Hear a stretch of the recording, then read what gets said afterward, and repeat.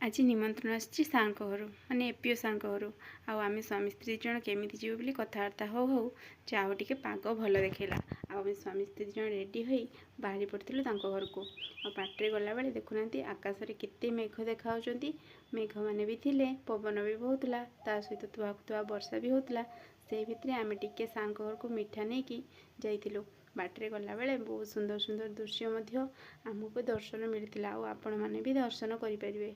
तापर आम फाइनाली आसिक पहुँचीगलु सार घरे घरे पहुँची गलु सार और मैडम आमको देखी खुशी गले।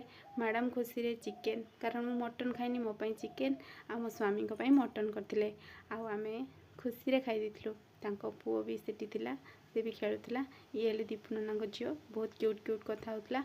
तापर आम एकाठी समस्त बस खाई देथिलु। खाई सारिक 4टा बेले टिके ठंडा पवन सहित वर्षा पाग को एंजॉय करथिलु। वीडियो जदि भल लगे सब्सक्राइब करिवे।